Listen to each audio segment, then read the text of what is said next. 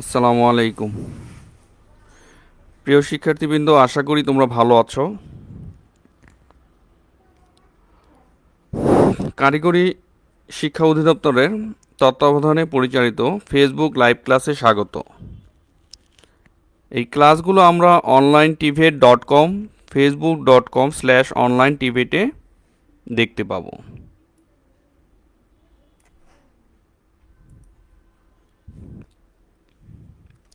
উপস্থাপনায় আমি Mohammad Shahnewaz, junior instructor tech RSC, Narsingdi polytechnic institute, Narsingdi. আজকে আমরা তৃতীয় অধ্যায়ের পড়ব। তৃতীয় অধ্যায়ে একাধিক ইভ্যাপোরেটর ও কম্প্রেসর ব্যবহৃত ভ্যাপার কম্প্রেশন পদ্ধতির ধারণা। আজকে আলোচ্য বিষয়সমূহ: একাধিক কম্প্রেসর এবং ইভ্যাপোরেটর ব্যবহারের সুবিধা, একাধিক কম্প্রেসর এবং ইভ্যাপোরেটর ব্যবহৃত হিমায়ন চক্রের পিএইচ ডায়াগ্রাম অঙ্কন, একই তাপমাত্রা একাধিক ইভ্যাপোরেটর এবং একটি মাত্র কম্প্রেসর এবং এক্সপানশন ডিভাইস ব্যবহৃত হিমায়ন চক্রের বর্ণনা, ভিন্ন ভিন্ন তাপমাত্রা একাধিক ইভ্যাপোরেটর, একটি মাত্র কম্প্রেসর এবং একাধিক এক্সপানশন ডিভাইস ব্যবহৃত হিমায়ন চক্রের বর্ণনা, ভিন্ন ভিন্ন তাপমাত্রায় একাধিক ইভ্যাপোরেটর এবং একটি মাত্র কম্প্রেসর এবং একাধিক এক্সপানশন ডিভাইস ব্যবহৃত হিমায়ন চক্রের বর্ণনা, ভিন্ন ভিন্ন তাপমাত্রা একাধিক ইভ্যাপোরেটর, একটি মাত্র কম্প্রেসর, একাধিক expansion device, back pressure valve ব্যবহৃত হিমায়ন চক্রের বর্ণনা, ভিন্ন ভিন্ন তাপমাত্রা একাধিক ইভ্যাপোরেটর এবং একাধিক কম্প্রেসর, একাধিক এক্সপানশন ডিভাইস ব্যবহৃত হিমায়ন চক্রের বর্ণনা, 2 stage cascade system, 3 stage cascade system, vapour compression পদ্ধতির সমস্যা সমাধান। তো এই বিষয়গুলো আজকে আমরা শিখব ইনশাল্লাহ। 3.1 বলা আছে outline the importance of vapour compression system with multiple evaporator and compressor. Multiple evaporator এবং কম্প্রেসর ব্যবহার করে ভ্যাপার কম্প্রেশন সিস্টেমের গুরুত্ব কি। আমরা জানি কোল্ড স্টোরেজ আমরা দেখেছি, অনেকে ভিজিট করেছি। কোল্ড স্টোরেজে সাধারণত ভিন্ন ভিন্ন কক্ষ থাকে, ভিন্ন ভিন্ন কক্ষে ভিন্ন ভিন্ন খাদ্যদ্রব্য সংরক্ষণ করা হয়, হিমায়িত দ্রব্য সংরক্ষিত করে রাখা হয়। তা সেগুলির ক্ষেত্রে ভিন্ন ভিন্ন রুম এবং ভিন্ন ভিন্ন টেম্পারেচারের আর্দ্রতার প্রয়োজন হয়, সেক্ষেত্রে একাধিক ইভ্যাপোরেটর প্রয়োজন হয়। এর আগের চ্যাপ্টারে আমরা যেটা দেখেছি একটি মাত্র ইভ্যাপোরেটর ব্যবহৃত হয়েছিল। এখন আমরা একাধিক ইভ্যাপোরেটর ব্যবহৃত এবং একাধিক কম্প্রেসর, একাধিক এক্সপানশন ডিভাইস ব্যবহৃত জিনিসগুলো আমরা দেখব। এর পিপিএইচ ডায়াগ্রামগুলো দেখব। 3.2 mention the different type of multiple evaporator and compressor system. ভিন্ন ভিন্ন মাল্টিপল ইভ্যাপোরেটর এবং কম্প্রেসর ব্যবহৃত সিস্টেমগুলো আমরা দেখি। একই তাপমাত্রা একটি কম্প্রেসর, একটি এক্সপানশন ভালভ, একাধিক ইভ্যাপোরেটর ব্যবহৃত পদ্ধতি। বিভিন্ন তাপমাত্রায় একটি কম্প্রেসর, আলাদা আলাদা expansion valve, back pressure valve এবং একাধিক ইভ্যাপোরেটর ব্যবহৃত পদ্ধতি। বিভিন্ন তাপমাত্রায় একটি কম্প্রেসর, একাধিক expansion valve, back pressure valve এবং একাধিক ইভ্যাপোরেটর ব্যবহৃত সিস্টেম। বিভিন্ন তাপমাত্রায় ভিন্ন ভিন্ন কম্প্রেসর, এক্সপানশন ভালভ ও ইভ্যাপোরেটর ব্যবহৃত পদ্ধতি। বিভিন্ন তাপমাত্রা একাধিক এক্সপানশন ভালভ, ভিন্ন ভিন্ন কম্প্রেসর ও ইভ্যাপোরেটর ব্যবহৃত পদ্ধতি। বিভিন্ন তাপমাত্রায় একাধিক কম্প্রেসর, ভিন্ন ভিন্ন এক্সপানশন ভালভ এবং ইভ্যাপোরেটর ব্যবহৃত পদ্ধতি। 3.2 যেটা আছে একটি মাত্র কম্প্রেসর, একাধিক ইভ্যাপোরেটর, এক্সপানশন ডিভাইস, একটি কন্ডেন্সার ব্যবহৃত হিমায়ন চক্র। এই হিমায়ন চক্রের পিএইচ ডায়াগ্রামটা দেখো কীরকম আছে, তোমরা স্ক্রিনে দেখতে পাচ্ছ। এখানে পিএইচ ডায়াগ্রাম আমাদের নর্মাল যে ভ্যাপার কম্প্রেশন রেফ্রিজারেশন সাইকেলের মতোই, ঠিক আছে। এখানে দেখো 1 থেকে 2-এ কম্প্রেশন হয়েছে, 2 থেকে 3-এ কন্ডেন্সেশন হয়েছে, 2 থেকে 3-এ, তারপরে 3 থেকে 4-এ প্রেশার ড্রপ হয়েছে, অর্থাৎ এক্সপানশন হয়েছে এক্সপানশন ডিভাইসের মাধ্যমে। তারপর 4 থেকে সবগুলি কি একে চলে আসছে। দেখো এখানে 4 থেকে 1, 4 থেকে 1, 4 থেকে 1, তাহলে এই একটাই লাইন ব্যবহার করা হয়েছে। 4 থেকে 1-এ চলে আসছে, অর্থাৎ ইভ্যাপোরেশন 3টা কক্ষের হয়েছে, তারপরে একটি লাইনে চলে আসছে, তারপর আবার এই 1-এর মধ্যে দিয়ে আবার কম্প্রেসরে প্রবেশ করছে। ঠিক আছে। 3.4 এখানে বলা আছে দেখো মাল্টিপল ইভ্যাপোরেটর, অর্থাৎ একাধিক ইভ্যাপোরেটর, ডিফারেন্ট টেম্পারেচার, এগুলি ভিন্ন ভিন্ন টেম্পারেচারে থাকবে। আর বলছে উইথ সিঙ্গেল কম্প্রেসর, একটি compressor, individual expansion valve, individual দেখা হয় প্রত্যেকটা ইন্ডিভিজুয়াল এক্সপানশন ডিভাইস আছে, অ্যান্ড ব্যাক প্রেশার ভালভ, এবং এই যে এখানে দেখো ব্যাক প্রেশার ভালভ ব্যবহৃত হয়েছে। তো এটার পিএইচ ডায়াগ্রামটা কীরকম হবে, এটা বর্ণনাটা কীরকম হবে। 1 থেকে 2 আমরা জানি, এখানে 1 থেকে 2 এটা কম্প্রেশন হয়েছে, কম্প্রেশনের পরে 2 থেকে 3 এখানে কন্ডেনসেশন হয়েছে, 3 থেকে 4 দেখি আমরা, 3 থেকে 4 হচ্ছে প্রথম যেই ইভ্যাপোরেটরটা সেটা 3 থেকে 4। তো 3 থেকে 4 এখানে যে ডিস্টেন্সটা সেই জন্য প্রেশার ড্রপটা কী হবে, কম হবে। তাহলে কম হলে এখানে উপরের দিকেই আছে, এখানে দেখো তোমরা 3 থেকে 4, 3 থেকে 4, তারপরে দেখো 3 থেকে 7-এ চলে গেছে, তাই না? কিন্তু এখানের যে ডিস্টেন্সটা একটু বেশি, যার কারণে এখানে প্রেশার ড্রপটাও বেশি হবে। ঠিক আছে, সেহেতু এটা 3 থেকে 4, এটা আর একটু নিচে, এইটার পরের নিচের লাইনে চলে আসছে। তারপরে এটার চেয়ে আবার 3 থেকে 7 যেটা, এটার চেয়ে আবার 3 থেকে যে 10 সেটা আরেকটু ডিস্টেন্সে আছে, সেহেতু এটা প্রেশার ড্রপ আরেকটু বেশি হবে। তো প্রেশার ড্রপ বেশি হলে তত নিচে আসবে। ঠিক আছে, যেহেতু প্রেশার নিচের দিকে আসলে কমে, উপরের দিকে গেলে বাড়ে, তোমরা জানো। তাহলে এখানে 3 থেকে 10-এ আসছে, এখানে 3টা এক্সপানশন ডিভাইসের মাধ্যমে এক্সপানশন হয়েছে, তারপরে 3টা আলাদা আলাদা ইভ্যাপোরেটর, সেহেতু 3টা আলাদা আলাদা এখানে লাইন টানা হয়েছে। তারপরে দেখো এখানে ব্যাক প্রেশার ভালভ আছে 2টা। ব্যাক প্রেশার ভালভগুলি কী করে, ব্যাক প্রেশার ভালভগুলি করা হচ্ছে এখানে চাপের সমতা আনয়ন করে, অর্থাৎ একই প্রেশার যাতে হয় এই লাইনে, সেই জন্য এটা কাজ করে, এই লাইনে যাতে একই প্রেশার হয় এই জন্য কাজ করে। তারপরে এই যে দেখো এখানে সবগুলো 1-এ চলে আসছে, 1 থেকে আবার 2-এ চলে আসছে। ঠিক আছে, তারপর কম্প্রেশন হয়েছে। তো এই মানগুলি আমাদের এই যে এখানে এই মানগুলি লাগে অঙ্ক করতে গেলে, কব বের করতে গেলে এই মানগুলি লাগে। তো এটা আমাদের আঁকা শিখতে হবে। ঠিক আছে, এবং বর্ণনা করাও শিখতে হবে। তোমরা তো জানো বর্ণনা অ্যাজ ইউজুয়াল, যেমন আমাদের ভ্যাপার কম্প্রেশন রিফ্রিজারেশন সাইকেলের কম্প্রেশন কী করে, কম্প্রেসর কী করে, কন্ডেন্সার কী করে, সেগুলি এক্সপানশন ডিভাইস কী করে। এখানে শুধু ডিফারেন্সটা হচ্ছে এখানে একাধিক ইভ্যাপোরেটর ব্যবহার করা হয়েছে, ব্যাক প্রেশার ভালভ ব্যবহার করা হয়েছে, হ্যাঁ, একাধিক এক্সপানশন ডিভাইস ব্যবহার করা হয়েছে এই। তারপর দেখি 3.5, এখানে 3.5-এ দেখো এখানে আগেরটার চেয়ে একটু ভিন্ন, কারণ এখানে প্রত্যেকটা এক্সপানশন ডিভাইসে 3 থেকে ঢুকে গেছে, আর এখানে দেখো 3 থেকে এক্সপানশন ডিভাইসে 4, এখানে একটা 4-এ গেছে একটা এক্সপানশন ডিভাইস, এই এক্সপানশন হওয়ার পরে আরেকটা এক্সপানশন ডিভাইসে গেছে, এই এক্সপানশন হওয়ার পর আরেকটা এক্সপানশন ডিভাইসে গেছে। তাহলে এখানে কিন্তু আগেরটা চিত্রের মতো না, আগেরটা এই জায়গাগুলিতে ছিল এক্সপানশন ডিভাইস, তো এটার চিত্রটা দেখো একটু ভিন্ন দেখা যাচ্ছে, এটার চিত্রটা ভিন্ন আছে। ঠিক আছে, তাহলে এটার ক্ষেত্রে এটার বর্ণনটাও ভিন্ন হবে এবং এটার চিত্রটাও ভিন্ন হবে। তাহলে 1 থেকে 2 তোমরা জানো কম্প্রেশন হয়েছে, তারপর 2 থেকে 3 কন্ডেনসেশন হয়েছে, 2 থেকে 3, 3 থেকে 4 প্রথম এক্সপানশন ডিভাইস, 3 থেকে 4 প্রথম এক্সপানশন ডিভাইস এখানে আসছে। এখানে আসার পর তারপর দেখো এখান থেকে আবার কোথায় চলে গেছে, এই 5-এ চলে গেছে। তাহলে 5-এ যাওয়ার সময় এখানে দেখো সম্পৃক্ত লাইনে চলে আসছে, এখানে যখন আসছে তখন সম্পৃক্ত লাইনে আসছে 5-এ। তারপরে এখানে 5 থেকে আবার কোথায় গেছে, 5 থেকে 6-এ চলে গেছে, 5 থেকে এই যে দেখো এখানে 6-এ চলে আসছে। ঠিক আছে, তারপরে এখানে 3 থেকে 4-এ তো আসছে, তাই না? 4 থেকে আবার কোথায় আসছে, 7-এ আসছে। 4 থেকে যখন 7-এ আসছে তখন প্রেশারও ড্রপ হয়েছে, কারণ এখানে আরেকটা এক্সপানশন ডিভাইস ব্যবহৃত হয়েছে, সেহেতু প্রেশার ড্রপ হয়েছে। আবার এখান থেকে যখন এই ডিস্টেন্সে গেছে তখন এখানে আরেকটু সম্পৃক্ত লাইনের দিকে চলে আসছে। তারপরে এই 7 থেকে কোথায় গেছে, এই 8-এ গেছে, 8 থেকে আবার সরাসরি আরেকটা 9-এ চলে গেছে ইভ্যাপোরেটরের ভিতরে। ঠিক আছে, তারপর আবার দেখো এখানে 7 থেকে আবার কোথায় গেছে, 10-এ চলে গেছে। 7 থেকে যখন 10-এ গেছে তখন আবার আরেকটা এক্সপানশন ডিভাইস, তাহলে আরেকটু প্রেশার ড্রপ হয়েছে, তখন সেটা আরেকটু নিচের দিকে চলে আসছে। তখন এই যে এই লাইনের কারণে তখন এটা আবার একটু সম্পৃক্ত লাইনের দিকে চলে আসছে 10-এর দিকে। তারপর 10 থেকে কোথায় গেছে, আরেকটা ইভ্যাপোরেটর, যেখানে ইভ্যাপোরেশন হয়েছে, ইভ্যাপোরেশন হওয়ার পরে তারপর কোথায় আসছে, এখানে এই যে 6' হবে, এটা 6' চলে আসছে, ঠিক আছে। তো সবগুলো এই যে একটা একটা লাইনে চলে আসছে।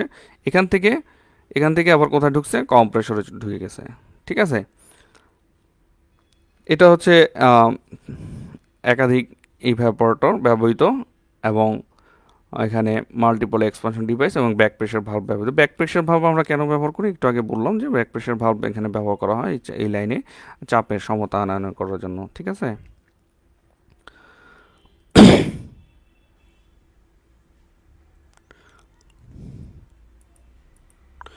এরপরে 3.6 দেখি আমরা। 3.6 এখানে দেখো কি বলা আছে।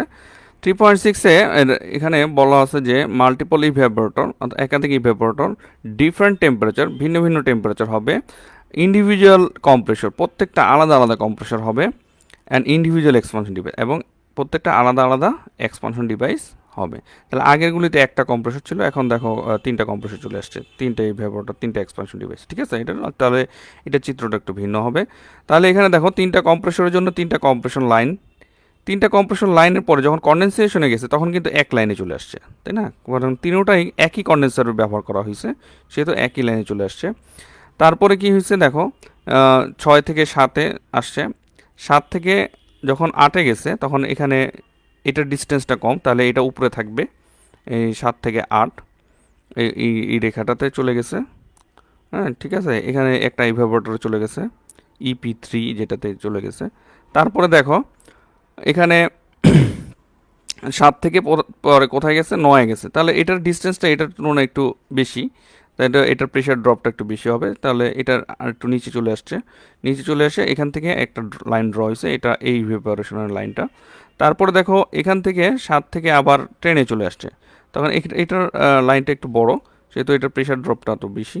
তা এখান থেকে 7 থেকে আবার এই যে দেখো 10-এ চলে আসছে, আরেকটা এক্সপানশন ডিভাইস। তাহলে এখানে 7 থেকে 8-এ একটা এক্সপানশন ডিভাইস, আবার 7 থেকে 9-এ আরেকটা এক্সপানশন ডিভাইস, 7 থেকে 10-এ আরেকটা এক্সপানশন ডিভাইস কাজ করতেছে, এবং এখানে 1 থেকে 2 একটা কম্প্রেসর, যেটা এই নিম্ন, যেটা এটা এই কম্প্রেসর নিম্ন প্রেশার। তারপরে এখানে দেখো 3 থেকে 4 এইটা 3 থেকে 4 মাঝখানেরটা, আর তারপর 5 থেকে 6 এই যে লাস্টটা, এই কম্প্রেসর কাজ করতেছে। তারপর আবার সবগুলো কি একই কন্ডেন্সারে চলে আসছে, একই কন্ডেন্সার দিয়ে কন্ডেনসেশন হয়েছে, তারপর আবার অনুরূপভাবে চলে গেছে, ঠিক আছে। দেখো 3.7 এখানে বলা আছে the multiple evaporator at different temperature with individual compressor and multiple expansion device. এখানে এখানে চিত্রটা আগের চিত্র চেয়ে ভিন্ন। এখানে দেখো একটা এক্সপানশন ডিভাইসে ঢোকার পর আরেকটা এক্সপানশন ডিভাইসে ঢুকছে, আরেকটা এক্সপানশন ডিভাইসে ঢোকার পর আরেকটা এক্সপানশন ডিভাইসে ঢুকছে। তাহলে এখানে অ্যারোগুলো একটু ভুল ডিরেকশনে দেওয়া আছে, তো অ্যারোগুলো এই যে রাইট ডিরেকশনে এগুলি থাকবে, তোমরা একটু কারেকশন করে নিও। আচ্ছা, তাহলে এখানে দেখো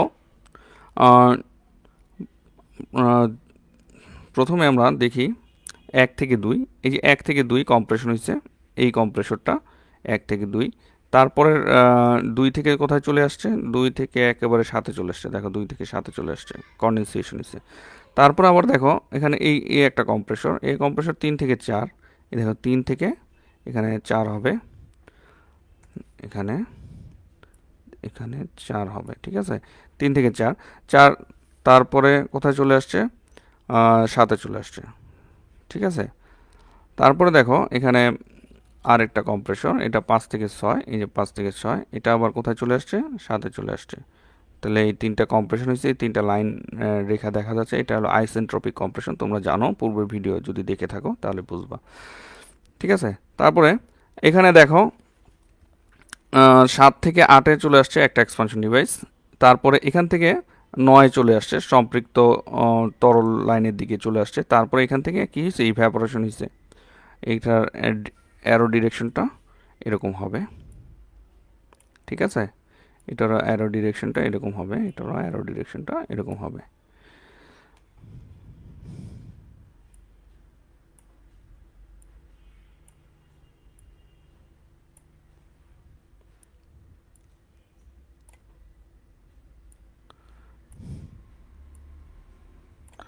ঠিক আছে।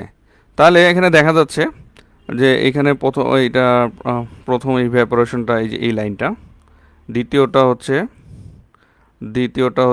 দ্বিতীয় ইভ্যাপোরেশনটা এই লাইনটা। যেহেতু দ্বিতীয়টাতে আরেকটা এক্সপানশন ডিভাইস ব্যবহৃত হয়েছে, তাহলে প্রেশার ড্রপ হয়েছে, তাহলে নিচের দিকে চলে আসছে লাইনটা, তখন এখানে এটা এই ইভ্যাপোরেশন হয়েছে, তারপর আবার কম্প্রেশন হয়েছে। তারপর তৃতীয়টা দেখো, তৃতীয়টা এখানে আরেকটা এক্সপানশন ডিভাইস ব্যবহৃত হয়েছে, তাহলে এখানে আরেকটু প্রেশার ড্রপ হয়েছে, ড্রপ হওয়ার পর এখানে এই লাইনে চলে আসছে, এখান থেকে ইভ্যাপোরেশন হয়েছে, তারপরে কম্প্রেসরে ঢুকে গেছে। ঠিক আছে, তাহলে এটার চিত্রটা একটু ভিন্ন।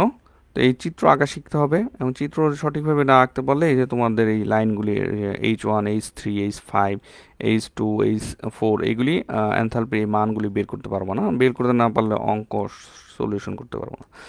ঠিক আছে, দেখি আমরা পরের 3.8 এখানে বলছে যে মাল্টিপল ইভ্যাপোরেটর অ্যাট এখানে ভিন্ন ভিন্ন কম্পাউন্ড কম্প্রেসর, ভিন্ন ভিন্ন এক্সপানশন ভালভ, ফ্লাশ ইন্টারকুলার ও একাধিক ইভ্যাপোরেটর ব্যবহৃত পদ্ধতি।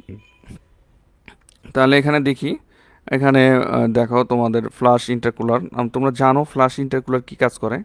পূর্বের ভিডিওতে আমরা জানছি যে এটা কম্প্রেসর ওয়ার্ক ডান কমায়, এখানে একটা কম্প্রেসরের পরে একটু ঠান্ডা করে, তাই না? ঠান্ডা করে পরে এটা আরেকটা কম্প্রেসরে ঢুকে, তাহলে কি হয়, এটা কপ বৃদ্ধি পায়, তাই না? তাহলে এখানে আমাদের চিত্রটা দেখো 1 থেকে 2, এখানে যে 1 দেওয়া আছে, 1 থেকে 2 কম্প্রেশন হয়েছে প্রথমটা, কম্প্রেশন হওয়ার পরে আর ফ্লাশ ইন্টারকুলার ঢুকছে, এটার ভিতরে ঢোকার ফলে কি হয়েছে, একটু ঠান্ডা হয়েছে, তাই না? ঠান্ডা হয়ে 2 থেকে 3-এ আসছে, 2 থেকে 3-এ আসছে, 3 থেকে আবার আরেকটা কম্প্রেসর ঢুকে গেছে, দেখছো এখানে আরেকটা কম্প্রেসর ঢুকে গেছে 3 থেকে। তা 3 থেকে আরেকটা কম্প্রেসরের কম্প্রেশন হয়েছে 3 থেকে 4, এই দেখো 3 থেকে 4 কম্প্রেশন হয়েছে, কম্প্রেশনের পরে আবার আরেকটা ফ্লাশ ইন্টারকুলার ঢুকে গেছে, সেখানে তাহলে আরেকটু তাপ কমেছে, তাপ কমার পরে এখানে তাপ কমানো মানে হচ্ছে কম্প্রেসরের ওয়ার্ক ডান কমানো, তাই না? তারপর এখান থেকে আবার আরেকটা কম্প্রেসর ঢুকে গেছে, কম্প্রেসর ঢুকে গিয়ে এখানে 5 থেকে 6 আরেকটা কম্প্রেশন হয়েছে, তাই না?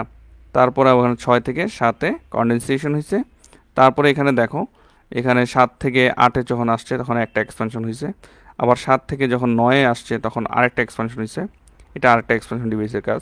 কারণ 7 থেকে যখন 10-এ আসছে তখন এখানে আরেকটা এক্সপানশন ডিভাইসে কাজ করছে। তাহলে ইভ্যাপোরেটর যেহেতু ভিন্ন ভিন্ন, তাহলে ইভ্যাপোরেটরের এই যে লাইনগুলিও একটু ভিন্ন ভিন্ন, ঠিক আছে? কম্প্রেসর ভিন্ন ভিন্ন, তাহলে কম্প্রেসরের লাইনগুলিও এটা ভিন্ন ভিন্ন, ঠিক আছে?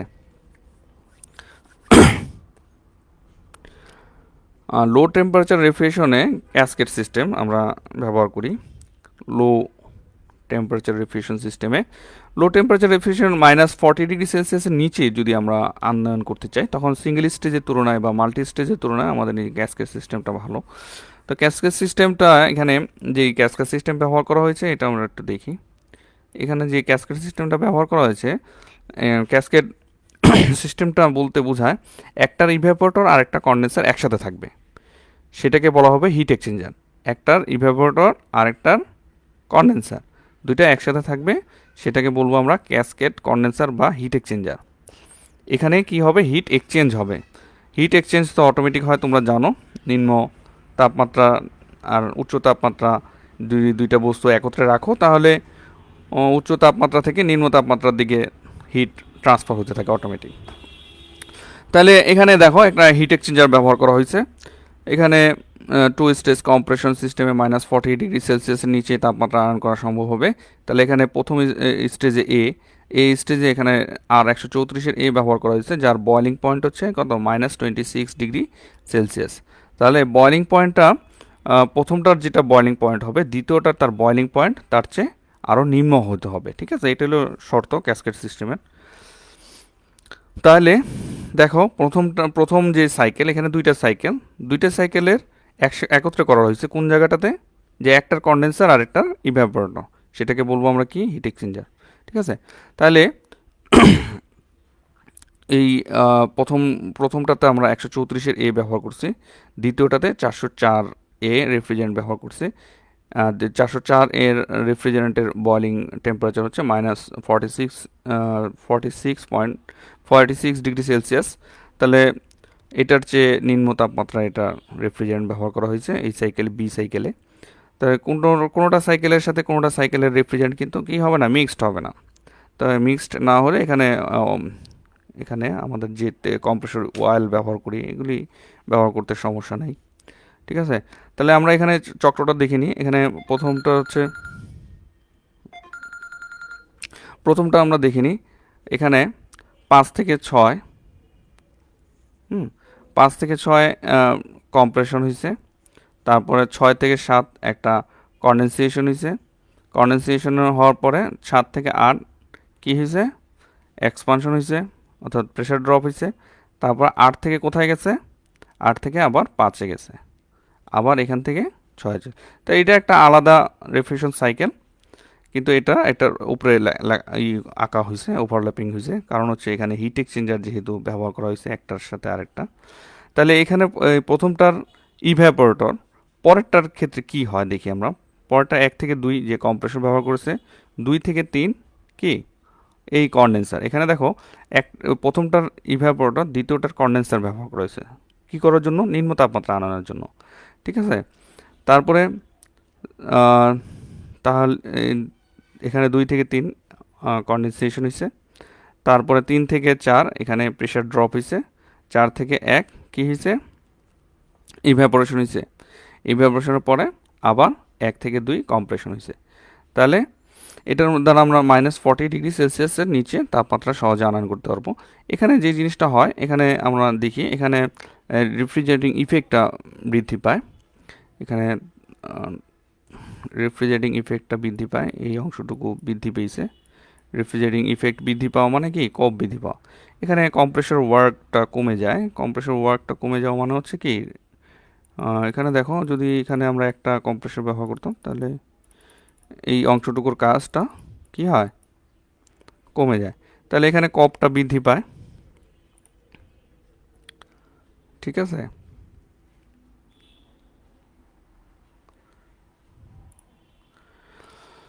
এই হলো মোটামুটি 2 স্টেজে ক্যাসকেড সিস্টেম। ঠিক আছে, তারপর আমরা দেখিনি 2 স্টেজ ক্যাসকেড সিস্টেমের এই যে কোপটা কীভাবে বের করে। আমরা কোপ ইজিক্যাল টু জানি হচ্ছে আউটপুট বা ইনপুট। এখানে আমরা আউটপুটটা হচ্ছে আমাদের কি পরিমাণ হিট অ্যাবজর্ব করতে পারছে, হ্যাঁ, সেটা হচ্ছে আউটপুট। তাহলে আউটপুট ইজিক্যাল টু এই যে কিউ এল লেখা আছে। আর ইনপুট এখানে দেখো তোমরা,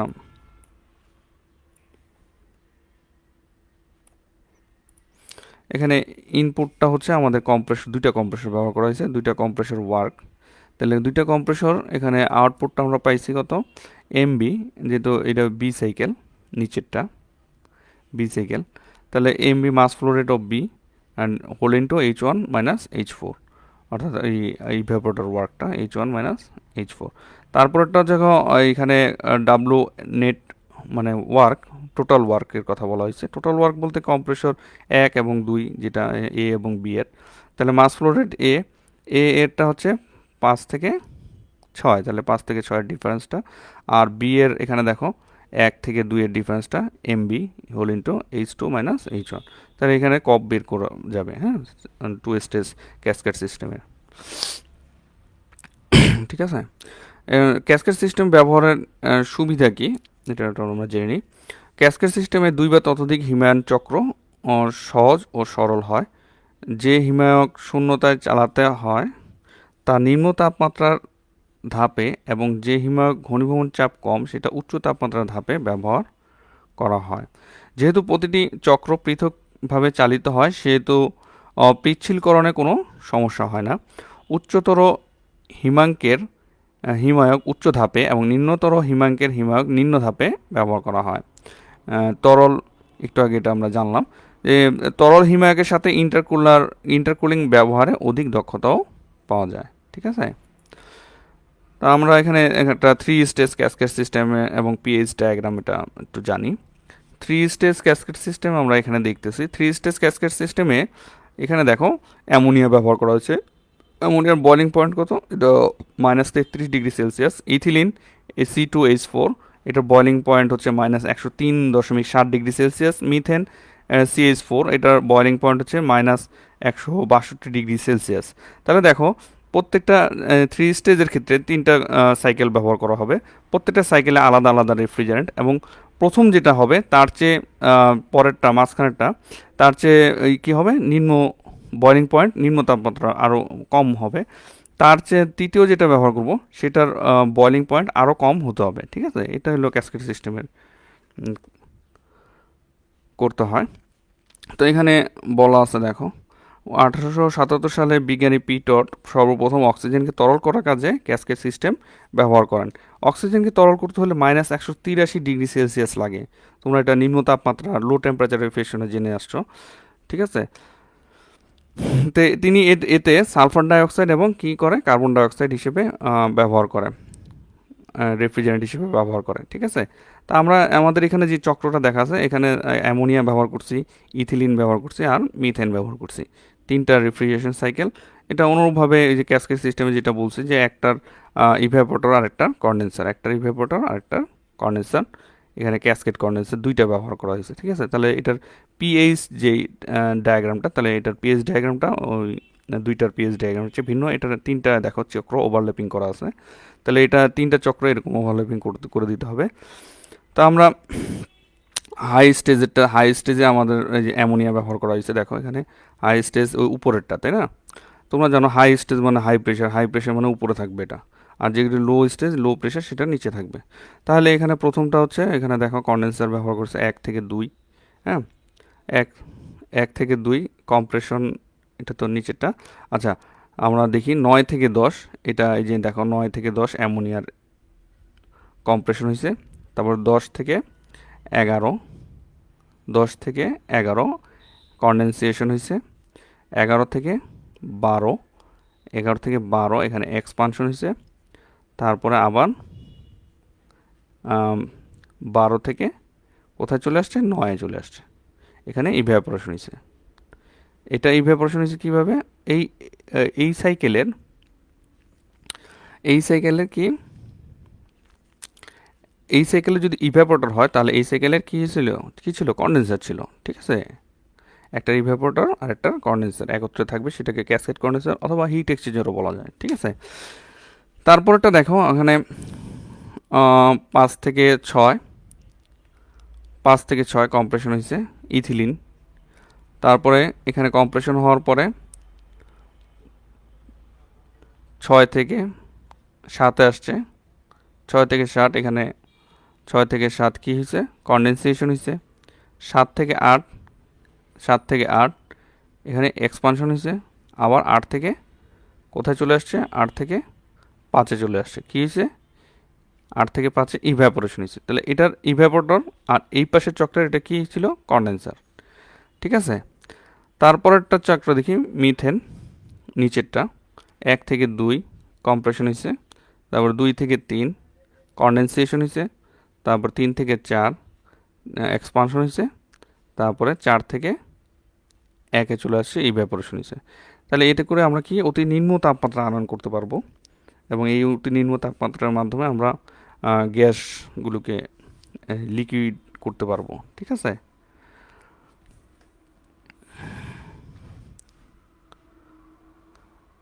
তাহলে আমরা আজকে এই পর্যন্তই থাকি। তারপরে আমাদের আগামী ক্লাসে ইনশাল্লাহ আমরা ম্যাথ দেখব, এই অধ্যায়ের ম্যাথ দেখব, তারপরে পরবর্তী অধ্যায়ে চলে যাব, ঠিক আছে? আশা করি তোমরা বুঝতে পারতেছো, আর বুঝতে না পারলে কমেন্টসে লিখবা, আমি ইনশাল্লাহ উত্তর দেওয়ার চেষ্টা করব। আজকে এই পর্যন্তই, ধন্যবাদ সকলকে। সবাই সুস্থ এবং ভালো থাকো। এই ক্লাসগুলো পুনরায় দেখতে ভিজিট করো onlinetvet.com। ধন্যবাদ সকলকে।